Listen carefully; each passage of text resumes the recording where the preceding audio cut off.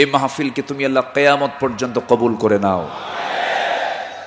এই মাহফিলের শুরু থেকে নিয়ে আজ পর্যন্ত যারা জড়িত আছেন, যারা বেঁচে আছেন, তাদের প্রতি খাস রহমত নাজিল করো, এবং যারা দুনিয়া থেকে বিদায় নিয়েছেন কবরগুলোকে জান্নাতের নূর দিয়ে মুনাফফার করে দাও।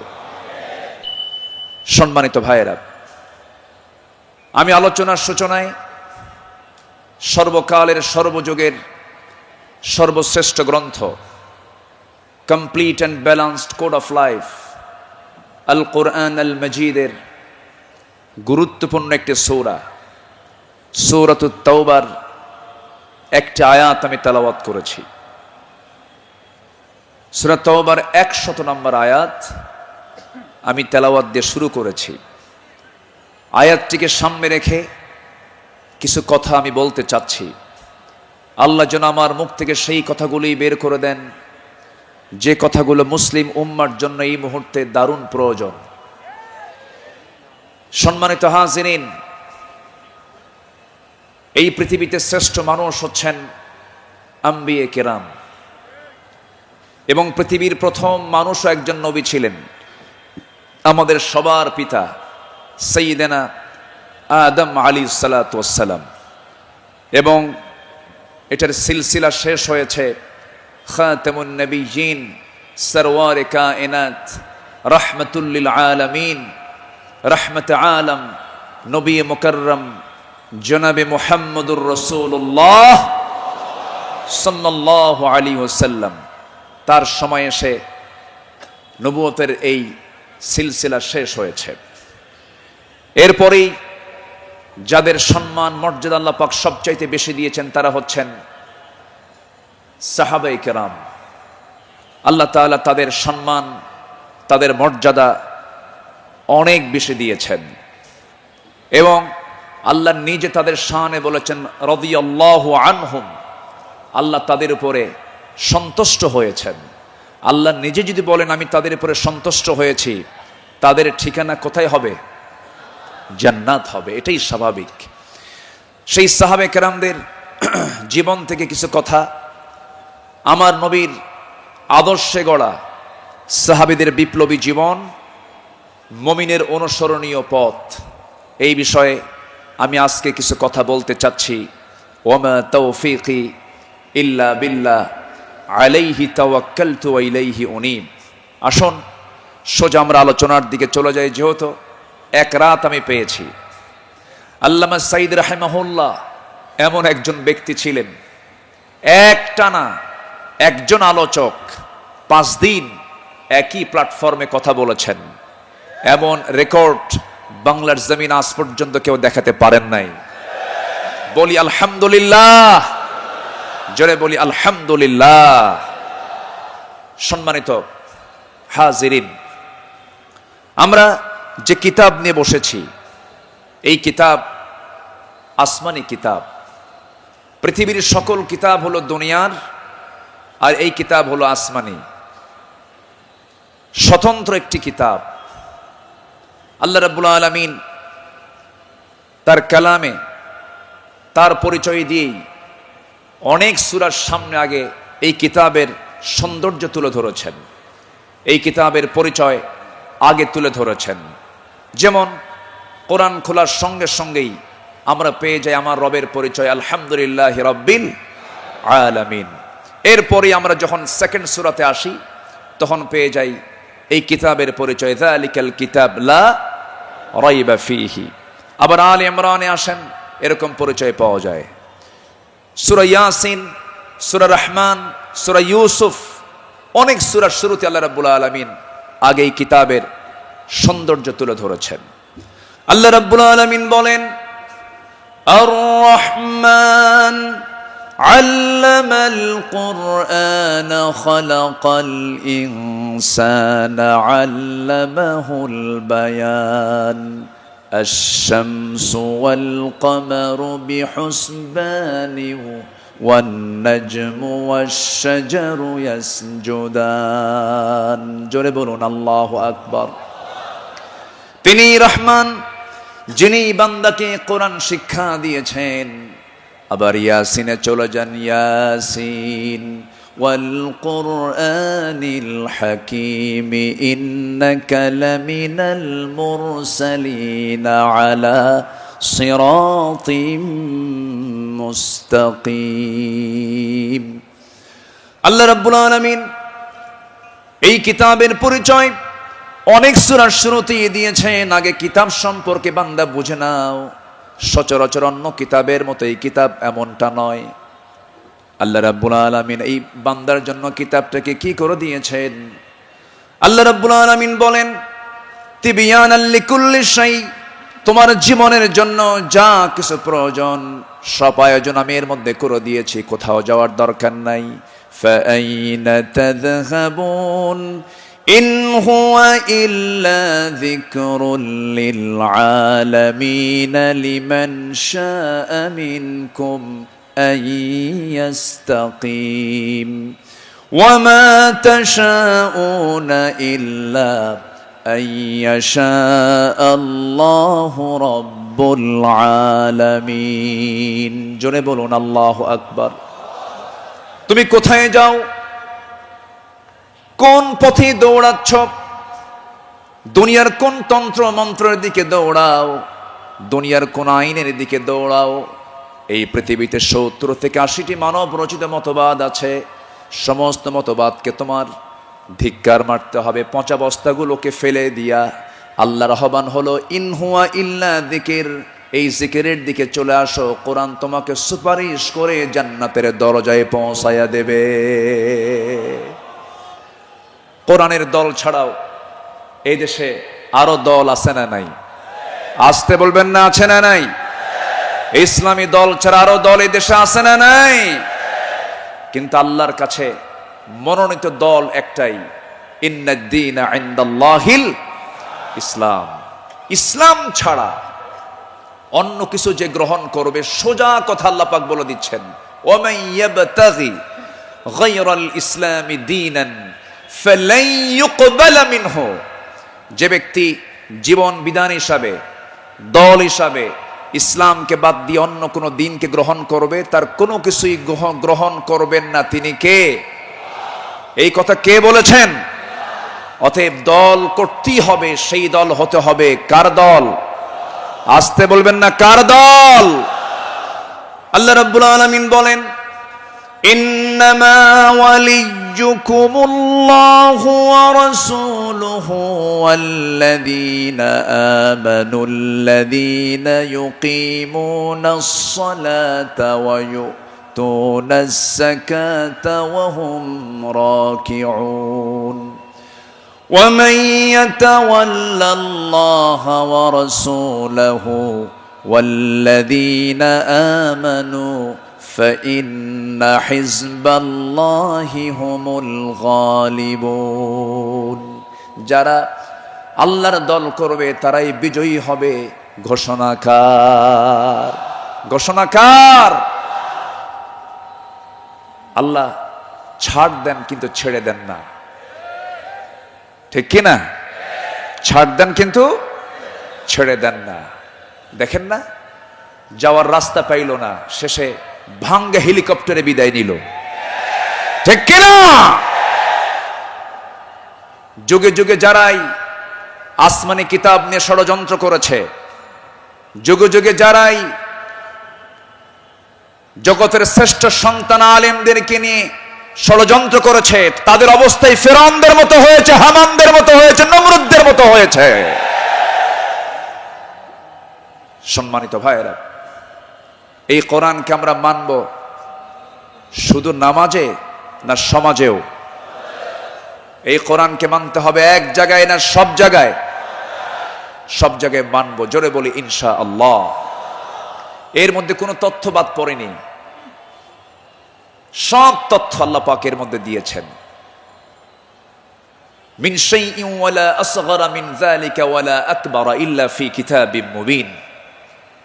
এমন কোন ছোট বিষয় নাই যা বাদ পড়েছে, আবার এমন কোন বড় বিষয় নাই যা বাদ পড়েছে। সব বলে দিয়েছেন তিনি আমার কে?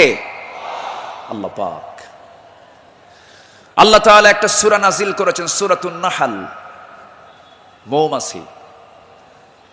শতকের উপর শতক, হাজারো গবেষণার পরে সর্বপ্রথম 1973 সালে অস্ট্রিয়ান একজন বিজ্ঞানী কার্ল ভন ফ্রিশ মৌমাছির জীবন চক্র নিয়ে গবেষণা করে তিনি নোবেল পুরস্কার পান। তিনি এই বিষয়ে একটা বইও লিখেছেন যার নাম হলো দ্য ড্যান্সিং বিজ। তিনি সর্বপ্রথম ফটোগ্রাফির মাধ্যমে প্রমাণ করে দেখিয়েছেন মূলত ফিমেল ওয়ার্কার বি, মধু সংগ্রহ এবং মৌচাক নির্মাণের মূল কর্মী তারা। অথচ মহান রব্বুল আলামিন আজ থেকে ১৫০০ বছর আগে এই নারী কর্মী মৌমাছির কথা জানিয়ে দিয়েছেন কোরআনে ১৫০০ বছর আগে। জোরে বলি সুবহানাল্লাহ।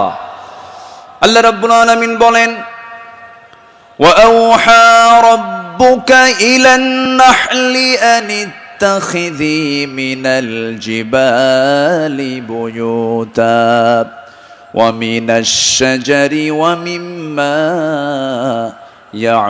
ইয়ারিশুন। জোরে বলুন আল্লাহু আকবার।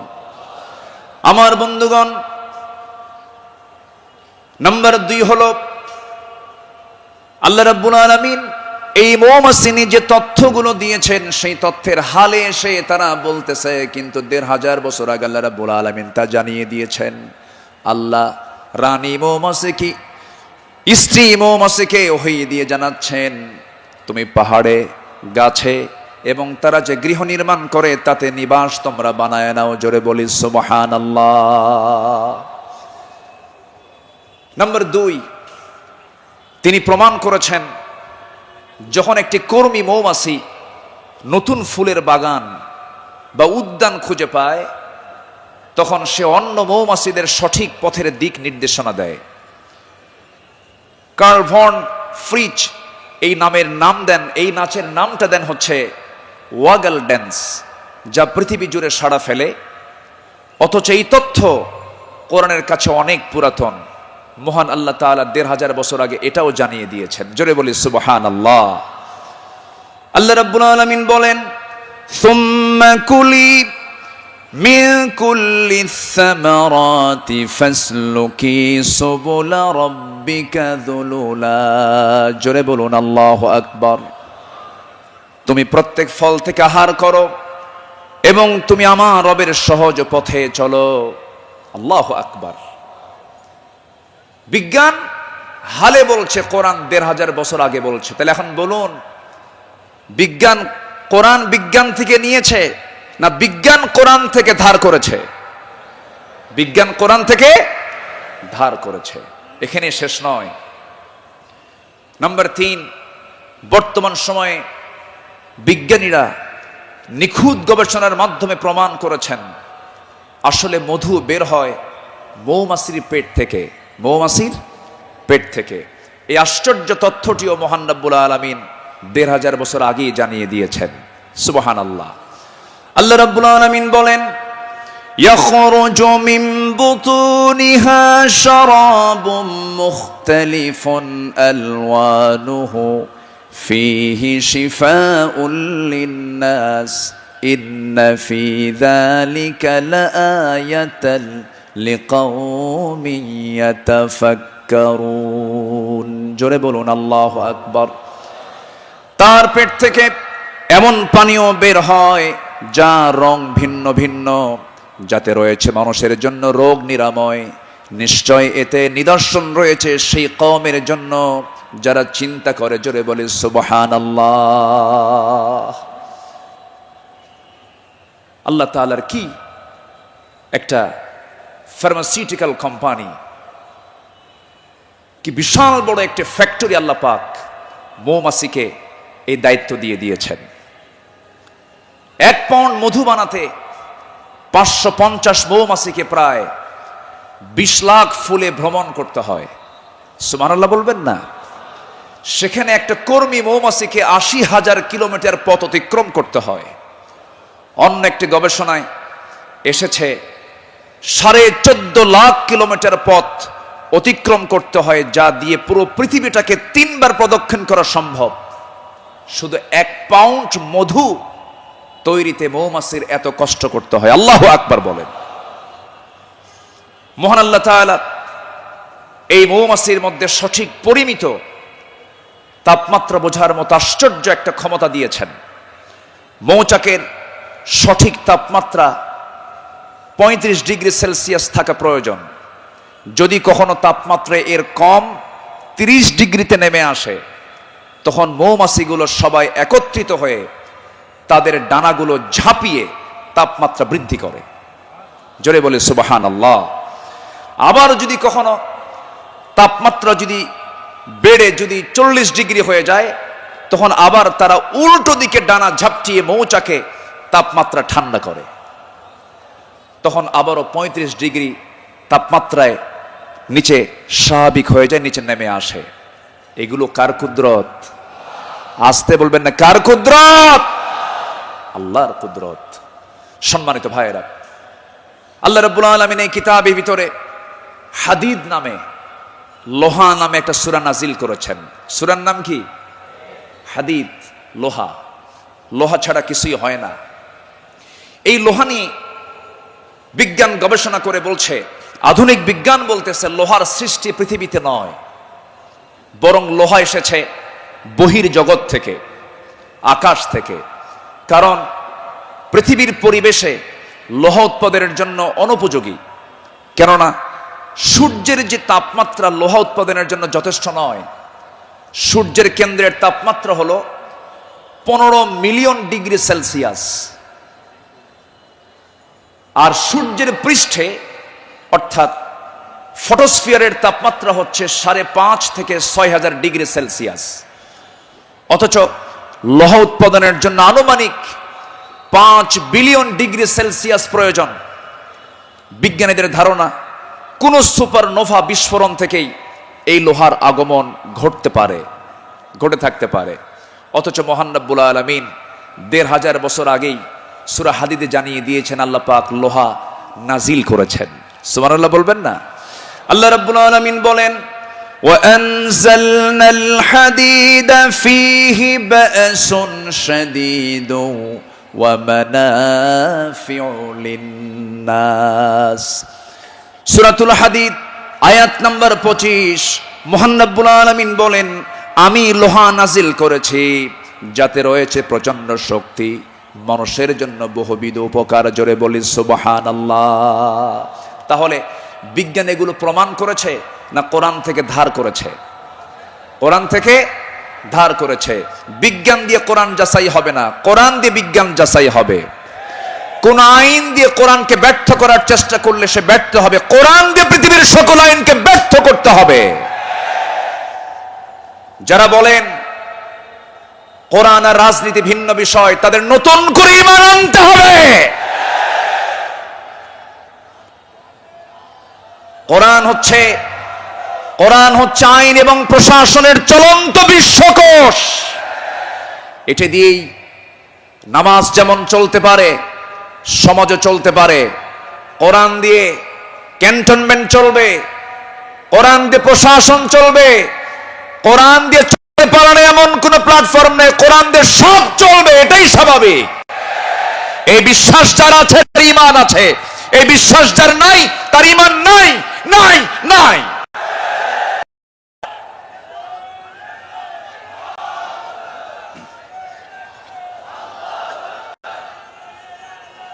সম্মানিত ভাইয়েরা, সম্মানিত বন্ধুগণ, তাহলে সমস্যার সমাধান কি কোরআন করতে পারে? আসতে বলবেন না, পারে। এখন বাংলাদেশের সবচাইতে বড় সমস্যা কি জানেন? গদি সমস্যা। কি সমস্যা বলেন? গদি সমস্যার সমাধান তো মনে হয় কোরআন। একটা আছে আয়াতুল কুরসি। আয়াতুল কুরসি। কুরসিয়ন মানে কি? গদি। কুরসিয়ন মানে কি? গদি। গদিটা মূলত কার? আসতে বলবেন, গদিটা মূলত কার? আল্লাহ। ক্ষমতা কারোই না, ক্ষমতা কার? আল্লাহ। কোরআন সম্পর্কে সংক্ষিপ্ত ধারণা, আল্লাহর সিস্টেম, আল্লাহ এই পদ্ধতিতেই তিনি আলোচনা করেছেন। কোরআনে কথাগুলো এইভাবে আসছে। আসুন আমরা এখন মূল ওই আয়াতটার দিকে আমরা চলে যাচ্ছি। সম্মানিত বন্ধুগণ,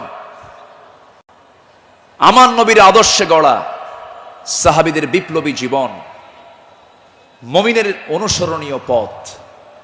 আমাদের পথ তো সেই পথ যে পথে আমার রাসূল চলেছেন, যে পথে সাহাবীরা চলেছেন। এই পথ আমাদের দ্বিতীয় কোনো পথ আছে? আসতে বলবেন না আছে? সেই সাহাবীদের সম্মানটা কত! আল্লাহ রাব্বুল আলামিন বলেন, والسابقون الأولون من المهاجرين والأنصار والذين اتبعوهم بإحسان رضي الله عنهم ورضوا عنه। সেই জায়গায় তাদেরকে চিরকাল রাখবেন, আর এটার চাইতে মহা সাফল্যের অন্য কিছু হতে পারে না। জোরে বলি সুবহানাল্লাহ। যাদের তারাই তোমাদের কথা, প্রাপ্ত বান্দা, জান্নাতের এমন 10 জন সাহাবী আল্লাহ রাব্বুল আলামিন দুনিয়ার সংবাদ নিয়ে দিয়েছেন। জোরে বলি সুবহানাল্লাহ। একজন সাহাবীকে ফলো করতে জন্য জান্নাত ইজি হয়ে যাবে। as-sahabatu kan-nujum, যা হচ্ছে নক্ষত্রের সমান। আল্লাহু আকবার। সম্মানিত ভাই,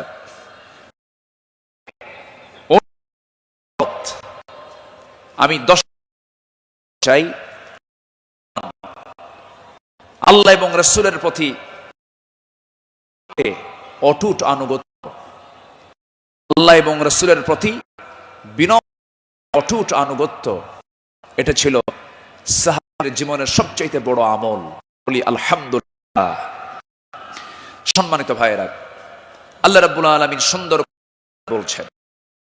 আল্লাহ রাব্বুল আলামিন বলেন, ইয়া আইয়ুহাল্লাযীনা আমানু আতিউল্লাহা ওয়া রাসূলাহু ওয়া লা তাওয়াল্লাউ আনহু ওয়া আনতুম তাসমাউন। আল্লাহু আকবার। সূরা আনফাল আয়াত নাম্বার 20। আলামিন বলেন, হে বিশ্বাসীরা, তোমরা এবং তার রাসূলের তোমরা আনুগত্য করো। তার নির্দেশ শ্রবণ করার পরেও তার আনুগত্য। তূনে তু হাম তেরে হ্যায়, ये जहां चीज है क्या लौह कलम तेरे है। মুহাম্মদকে যদি ভালোবাসো, ভালোবাসা পাবে আমার কলম লুভবে তোমরা। সে কোন ছাড়, তো নিজের জীবনে বাঁচতে হবে আর ইত্তেবা করতে হবে। সাহাবারা দেখিয়ে দিয়েছেন তাদের প্র্যাকটিক্যাল লাইফে। ইতিহাস আমার বদর যুদ্ধের দিয়েছেন।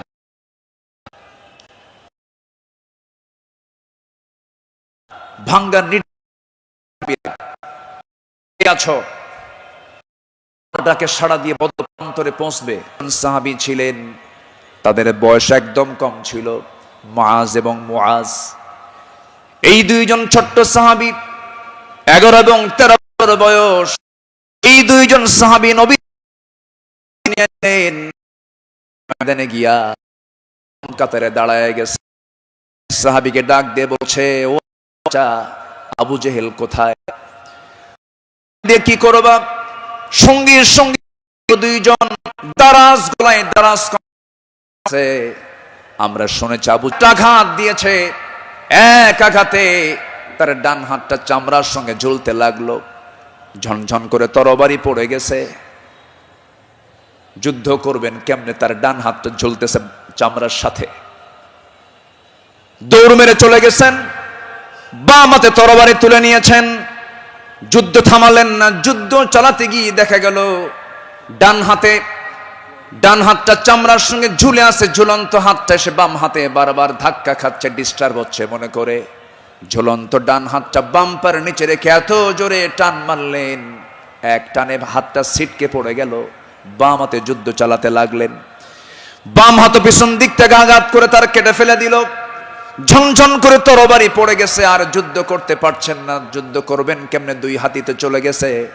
আরেকজন কাফের এসে গর্দান বরাবর যখন আঘাত এনেছে, দুনিয়া থেকে এই ছোট্ট 13 বছরের নাবালক সন্তান দুনিয়া থেকে বিদায় নিয়ে গোটা বিশ্ববাসীকে জানান দিচ্ছে, ও পৃথিবীর মানুষ, আমরা দিন কায়েমের জন্য যে জীবন দিলাম, এমন করেই দিন কায়েমের পথে জীবনটা দিতে হয়। জোরে বলি সুবহানাল্লাহ, আরো জোরে বলি সুবহানাল্লাহ, আরো জোরে বলি সুবহানাল্লাহ। একটু জিকির করি লা ইলাহা,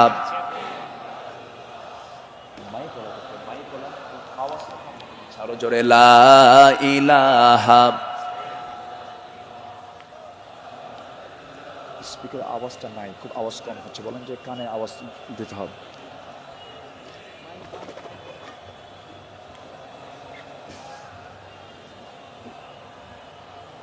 আওয়াজটা বাড়াও, আওয়াজটা দাও, আওয়াজ কমে গেছে। আরো জোরে লা ইলাহা, আরো জোরে লা ইলাহা, লা ইলাহা, লা ইলাহা ইল্লাল্লাহু মুহাম্মাদুর রাসূলুল্লাহ সাল্লাল্লাহু আলাইহি ওয়াসাল্লাম। আমার বন্ধুগণ, আমার নবীজি আল্লাহর পথে যত হাজারো বিপদ এসেছে, বিনম্র চিত্তে অটুট আনুগত্য আমার নবীজি আল্লাহর করেছেন। তার বড় একটা প্রমাণ হলো, একটু শুনুন, কান লাগায়া কথাগুলো শুনেছি, বারবার শোনার প্রয়োজন আছে। নবীজি তার জীবনের সবচাইতে বেশি মার খেয়েছেন দুই জায়গায়। একটা হলো তায়েফের ময়দান, আরেকটা হচ্ছে উহুদের ময়দান। তায়েফের ময়দানের আঘাতটা আমার নবীজির যে পরিমাণ লেগেছিল, মাথা থেকে পা পর্যন্ত ক্ষত বিক্ষত হয়ে পড়েছিল, এমন কোন জায়গা নাই যে জায়গায় নবীজির দাগ ছিল না। উহুদের ময়দানে তিনি দাঁত হারিয়েছেন। খন্দকের পরীক্ষা খনন করতে গিয়ে তিনি তার কোমর হারিয়েছেন। যখন পরীক্ষা খনন করতে গেছেন, 4 দিনের না খাওয়া রাসূল পরীক্ষা খনন করতে গিয়ে ওই যে কোমর কুঁজো হয়ে গিয়েছিল, মৃত্যুর দিন পর্যন্ত আমার নবীজি কোমর সোজা করে দাঁড়াতে পারেন নাই। এত বড় কঠিন মুসিবতের সম্মুখীন আমার নবীজি হয়েছেন। সবচেয়ে কঠিন টাইম চলে গেছে হলো তায়েফের ময়দানে। বুক ভরা আশা নিয়ে কালিমার দাওয়াত দিতে গেছেন, কিন্তু সেই জায়গায় গিয়ে আমার নবীজি ফুল পেয়েছেন না পাথর পেয়েছেন? ফুল পেয়েছেন না পাথর পেয়েছেন? পাথর পেয়েছেন। কিন্তু আমার নবীজি রক্তাক্ত অবস্থায় পড়ে থাকলেন। জুতার তলার সঙ্গে পায়ের তলার জমাট বেঁধে গেছে, নবীজি দাঁড়াতে পারছেন না, সেন্সলেস হয়ে পড়েছিলেন। কিন্তু যখন হোঁশটা ফিরে আসলো, মালাকুল জিবাল এসে নবীকে লক্ষ্য করে বলছেন, ইয়া রাসূলুল্লাহ, 2 দিকের পাহাড় দিয়ে চাপা দিয়ে এদেরকে আমি শেষ করে দিই, আপনি শুধু অর্ডার করেন। জবাবে আমার রাসূল বললেন, লা বাল আরজু আন ইউখরিজাল্লাহ মিন আসলাবিহিম মান ইয়াবুদুল্লাহ ওয়াহদাহু লা ইউশরিকা বিহি শাইআন। সহিহ মুসলিমের হাদিস এসেছে, রাসূল বললেন, না না ও ফেরেশতা, এদেরকে চাপা দিয়ে মেরো না। আমি আশা করি এদের ওরস থেকে যে সন্তান জন্ম নেবে, তারা আল্লাহর ইবাদত করবে। জোরে বলি সুবহানাল্লাহ। রাসূল তাদেরকে মাফ করে দিয়েছেন। আমার বন্ধুগণ, আমার নবীজি আনুগত্য কাকে বলে আল্লাহ রাসূল তা শিখিয়ে দিয়েছেন, সাহাবাদের জীবনে তা শিখিয়ে দিয়েছেন। সাহাবে কেরাম রাসূলকে জীবন দিয়ে ভালোবেসেছেন। মিকদাদ রাদিয়াল্লাহু তাআলা আনহু রাসূলকে সামনে দাঁড় করিয়ে বলছেন, ইয়া রাসূলুল্লাহি ওয়াল্লাহি ইয়া রাসূলুল্লাহ লা নাকুলু কামা ক্বালাত বানু ইসরাঈল লিমূসা ফাযহাব আনতা ওয়া রাব্বুকা ফাকাতিলা ইন্না হাহুনা কাঈদুন ওয়ালাকিন্নানা নুকাতিলু আন ইয়ামিনিক ওয়া আন ইয়াসারিক ওয়া মিন বাইনি ইয়াদাইক ওয়া মিন খালফিক। জোরে বলি আল্লাহু আকবার।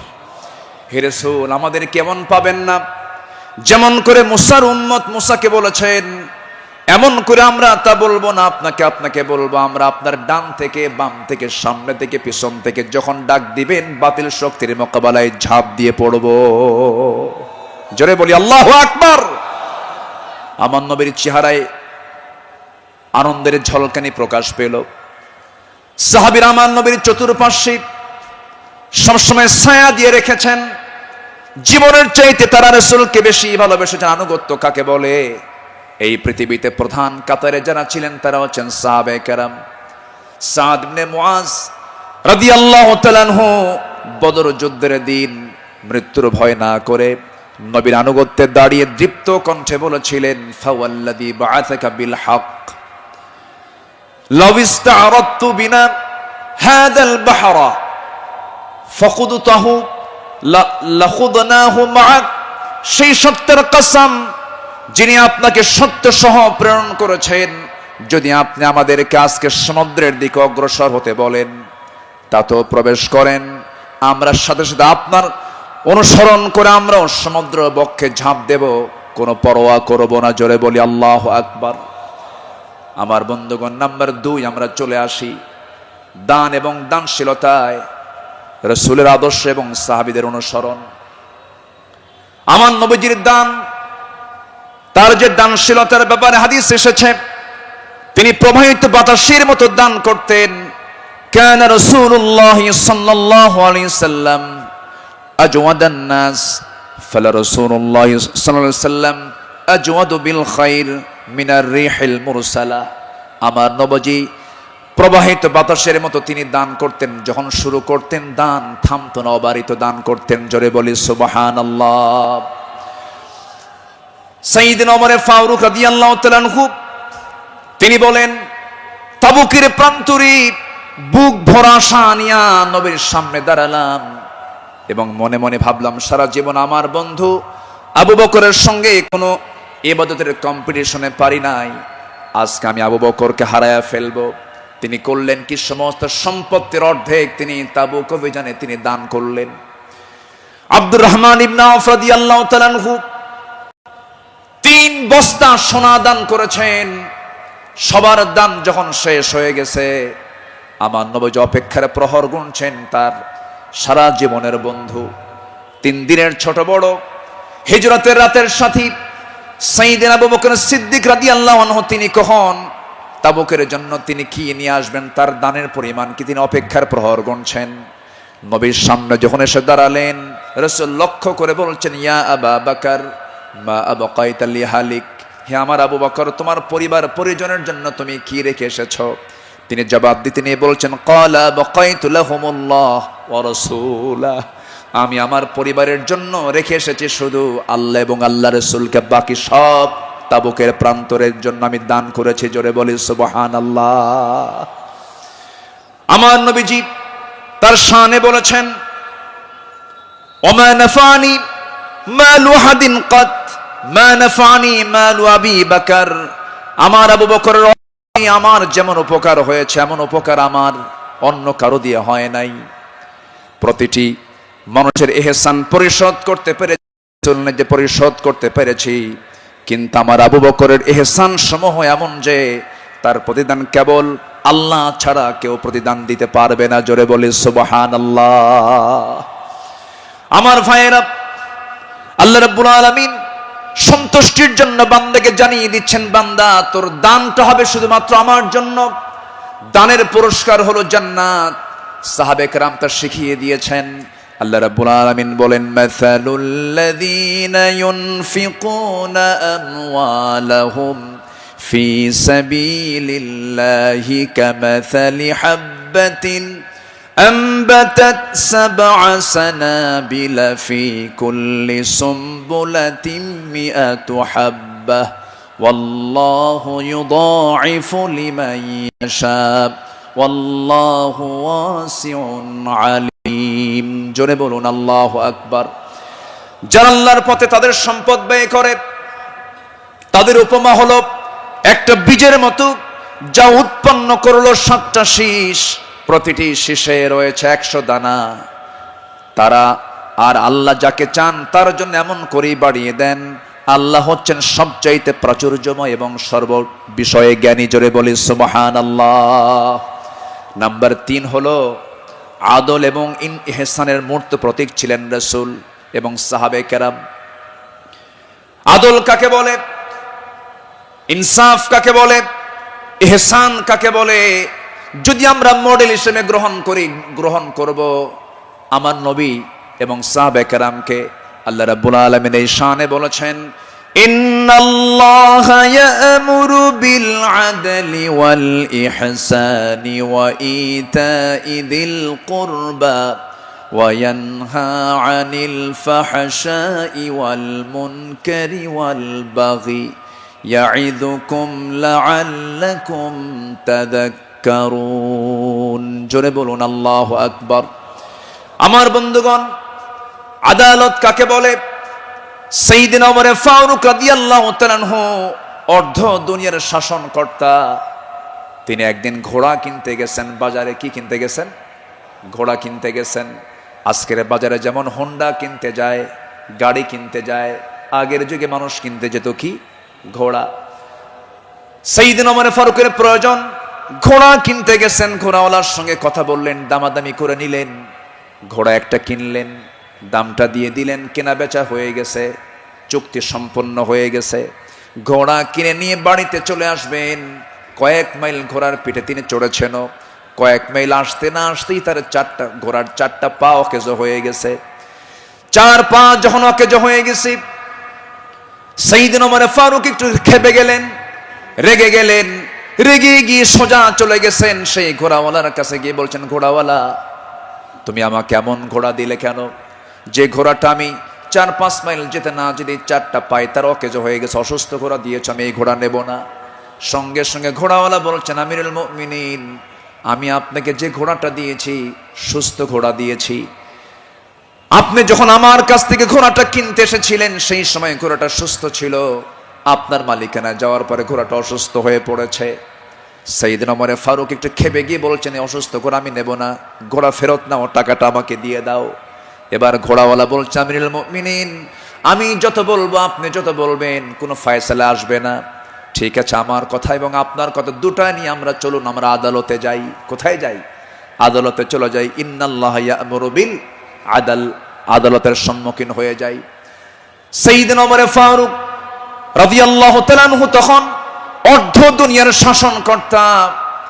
এই কথা শোনার সঙ্গে সঙ্গে তিনি তার সকল কথাকে তিনি অফ করে দিলেন, চুপ মেরে গিয়ে বলছেন, ঠিক আছে ঘোড়াওয়ালা, চলো আদালতে হাজির হই, চলো আদালতে ফায়সালা দিয়ে দেবে। চিন্তা করে দেখুন, অর্ধ দুনিয়ার শাসনকর্তা ওমর ফারুক সামান্য এক ঘোড়াওয়ালা মামলা দিচ্ছে, সেই মামলায় তিনি হাজির হচ্ছেন। চলে গেলেন আদালতে। আদালত চত্বরে গিয়ে যখন হাজির হলেন, বিচারালয়ের চেয়ারে বসা একজন কাজী যখন সাইয়েদনা ওমর ফারুককে দেখেছেন, দেখা মাত্রই তিনি দাঁড় হয়ে বলছেন, আমিরুল মুমিনিন, আপনি কেন আদালতে, কি হয়েছে? তিনি এবার বলছেন, বিচারপতি, আমি ঘোড়া কিনতে গেছি, ঘোড়া সে আমাকে অসুস্থ ঘোড়া দিয়েছে, আমি এই ঘোড়া নেব না, সেজন্য বিচার আদালত পর্যন্ত গড়িয়েছে, কি করা যায়? কাজী সুরাই ইবনুল হারিস আল কিন্দি রাহিমাহুল্লাহ সেই বিচারপতির নাম। তিনি বলছেন, আমিরুল মুমিনিন, দুপক্ষের কথাই তো শুনতে হবে। দুপক্ষের কথাই তিনি শুনলেন। ঘোড়াওয়ালাও তার বক্তব্য দিল, খলিফাতুল মুসলিমিন তিনিও তার বক্তব্য পেশ করলেন, তার কথাগুলো বললেন। দুজনের কথা শোনার পরে কাজী সুরাই ইবনুল হারিস আল কিন্দি রাহিমাহুল্লাহ এবার বলছেন, আমিরুল মুমিনিন, অবশ্যই আপনি সম্মানিত, আপনি খলিফাতুল মুসলিমিন, কিন্তু আদালতটাকে কায়েম করার জন্য আমি আজকে আপনার কাছে দুঃখ প্রকাশ করছি। আজকে এই আদালতের রায়টা আপনার পক্ষে যাবে না, এই রায়টা সম্পূর্ণ ঘোড়াওয়ালার পক্ষে চলে যাবে। আমি আপনাকে বুঝাইয়া দিচ্ছি। এবার তিনি বলছেন, আমিরুল মুমিনিন, আপনি আমার সামনে যে কথা বলছেন, আপনি এই জায়গা থেকে সুস্থ অবস্থায় বাড়ি পর্যন্ত ফিরবেন তার কোনো গ্যারান্টি আছে নাকি? না, গ্যারান্টি নাই। তাই যদি হয় যে ঘোড়াটা আপনি কিনে নিয়েছেন সেই ঘোড়াটা সুস্থ অবস্থায় কিনেছেন, আপনার মালিকানায় যাওয়ার পরে ঘোড়াটা অসুস্থ হতেই পারে, অসুস্থ হয়ে গেছে, কিন্তু সেই ঘোড়াটা ফেরত দিয়া আপনার টাকা ফেরত নেবেন এমনটা তো ইসলাম এলাও করে না। সাইয়েদনা ওমর ফারুক রাদিয়াল্লাহু তাআলা আনহু একটা কথা বললেন না। আদালত চত্বর থেকে তিনি বের হয়ে গেলেন। পরের দিন তিনি মাজলিসে শুরার বৈঠকে বসলেন, সবাইকে জানান দিলেন যে আমার সমস্ত উপস্থিত সমস্ত পরামর্শ সভার সদস্যবৃন্দ, গতকালকে আমি একজন বিচারপতি পেয়েছি, এত বড় আদিল মানুষ আমি দেখি নাই। এত বড় আদিল, ইমামুন আদিল, এত সুন্দর রায় সে দিয়েছে, তার এত বড় সাহস। সে ব্যক্তির দিকে তাকায় নাই, সে আইনের দিকে তাকাইছে, আদালতের দিকে তাকাইছে। আমি ওমর আমার বিরুদ্ধে সে রায় দিয়েছে, এই লোকটাকে সাধারণ বিচারপতি না বানায় তাকে কেন্দ্রীয় বিচারপতি বানায় দিলাম। আল্লাহু আকবার বলেন। সম্মানিত ভাইয়েরা, সম্মানিত বন্ধুগণ, বিগত 16 বছর যে বিচারগুলো হয়েছে, প্রহসনের বিচার হয়েছে। অনেক মার কোল তারা শূন্য করেছে, অনেক আল্লাহর গোলামের উপরে তারা জুলুম করেছে। 2018 সালে হঠাৎ করে আমার বাড়ি চতুর্দিক থেকে কয়েকশো পুলিশ আমার বাড়ি ঘেরাও করে আমাকে ধরতে গেছে। বিশাল বড় সন্ত্রাসী তো, ধরতে গেছে। তো বললাম, ভাই কি সমস্যা কি, চলেন থানায় যেতে হবে। থানায় নিয়ে গেল, ওসির সামনে বসে আছি, দেখি ওসির চোখের ভিতরে পানি টলমল করছে, অশ্রুপূর্ণ চোখ। তো বললাম, আপনি কান্দেন কেন? হুজুর আমি আপনার খুব ভক্ত। তো ভক্ত তো ধরছেন কেন? বলে যে কি করব হুজুর, চাকরি বাঁচান তো ফরজ, সন্তানাদি আছে, কি করব, উপর থেকে খুব চাপ। হুজুর আপনি আমাকে মাফ করে দিয়েন। কি করবেন, চাকরি বাঁচান তো ফরজ। আমি বললাম, চাকরি বাঁচান ফরজ, ইমান বাঁচান নফল। মামলা একখান দিয়া চালান দিয়ে দিল, কোর্টে না মঞ্জুর করলো, কোনো মঞ্জুর হবে না। সেখান থেকে নিয়ে চলে গেল জেলখানায়। জেলখানায় ঢুকলাম, ঢুকেই দেখি 80-85 বছরের এক বুড়া মানুষ আমারে দেখে লম্বা একখান সালাম দিয়ে বলে, হুজুর আপনি জেলখানায় ঢুকলেন? খুব খুশি হলাম। তো বললাম, ঢুকলাম জেলখানায়, খুশি হলেন আপনি, ব্যাপারটা কি? বলে, হুজুর দূর থেকে ওয়াজ শুনি, দূর থেকে আলোচনা শুনি, কাছে যেতে পারি না, মুসাফা করতে পারি না, একটু মনের কথাগুলো বলবো তাও পারি না। কত সুন্দর আপনি আমার কাছে ধরা দিলেন, দোয়া করে জেলখানায় থাকেন। তো আমি এখন উল্টা মুরব্বীকে বললাম, চাচা আপনি জেলখানায় কেন এই বুড়া বয়সে, নাতিপুতি থুইয়া? তো বলতেছে, বাবা কি বলবো, বোমা হামলা, বোমা হামলা। কে মানে? আমার নামে বোমার মামলা দিয়েছে, আমি নাকি বোমা মেরেছি। বাবা বলো তো, এই 80 বছরের বুড়ার হাতে যদি বোমা তুলে দেওয়া হয়, সেই বোমা লক্ষ্যে যাবে না নিজের মাথায় পড়বে? এই আচরণ করেছে তারা 16 বছর। ফেরাউন বেঁচে ছিল, ফেরাউন পৃথিবীতে বেঁচে ছিল 1600 বছর, এরা ছিল 16 বছর। সংখ্যার যে মিল হলো কেমনে বুঝলাম না। ফেরাউনের যে চরিত্র, এদের সেই একই চরিত্র তারা প্রকাশ করেছিল 16 বছর। দাড়ি দেখলেই, টুপি দেখলেই তাদেরকে জঙ্গিবাদীর তকমা লাগিয়ে মামলা দিত। রাস্তার ফকির পর্যন্ত মামলার শিকার হয়েছে। আল্লাহ পাক একটা পরিবেশ আমাদেরকে উপহার দিয়েছেন, দিন কায়েমের কাজে আমরা এই পরিবেশকে কাজে লাগাবো। জোরে বলি ইনশাআল্লাহ, আরো জোরে বলি ইনশাআল্লাহ। আল্লামা সাঈদী তিনি দুনিয়া থেকে বিদায় নিয়েছেন, তার একটাই স্বপ্ন ছিল, এই বাংলার জমিন শাসন হবে কোন দিন? কোরআন দিয়া। এটাই তার স্বপ্ন ছিল। সেই স্বপ্ন পূরণ করার জন্য আল্লামা সাঈদীকে জীবন দিয়ে ভালোবাসেন আপনারা, আমি বিশ্বাস করি। কারণ 100 বছরের ইতিহাসে এমন রেকর্ড নাই। আল্লামা সাঈদীর শুধু ফাঁসির রায় দিয়েছিল, সেই রায়কে কেন্দ্র করে একই দিনে শতাধিক মুসলমান শাহাদাত বরণ করেছিল। সম্মানিত ভাইয়েরা, তার যে স্বপ্ন, এই দেশ আল্লাহর জমিন আল্লাহর জমিন, আল্লাহর দিন কায়েম হোক। সেই জমিনে দিন কায়েম হওয়ার জন্য যদি বুকের তাজা প্রাণ ঢেলে দিতে হয়, বুকের তাজা রক্ত ঢেলে দিতে হয়, জানমাল দিতে হয়, সবাইকে রাজি আছেন? রাজি আছেন কারা কারা? হাত উঁচু করে দেখান মুসলমান।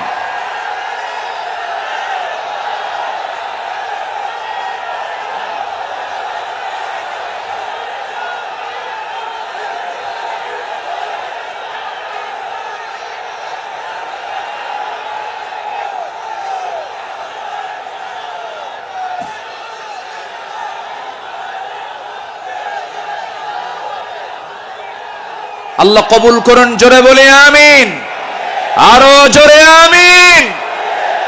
হাত নামান, বসুন। আমি তো দাঁড়াতে বলি নাই, আপনি দাঁড়ালেন কেন? যে বসে পড়ুন। আমি কি আলোচনা চালাবো? আলোচনা চালাবো। আমার নির্দিষ্ট সময় কিন্তু শেষের দিকে প্রায়। আমি কি আলোচনা চালিয়ে যাব? সবাইকে আমাকে সময় দিবেন? জোরে বলি ইনশাআল্লাহ, আরো জোরে বলি ইনশাআল্লাহ। সম্মানিত ভাইয়েরা, তাদের আদালতটা কি ছিল? সাইয়েদনা ওমর ফারুক রাদিয়াল্লাহু তাআলা আনহু একদিন কোন এক বাজার দিয়ে যাচ্ছিলেন। হঠাৎ করে কোন এক সাহাবীর গায়ে হাতে ছিল ছোট্ট ছড়ি, লাঠি ছিল, লাঠি দিয়ে ঘুতা মেরেছেন। মজা করে একটা ঘুতা মারলেন।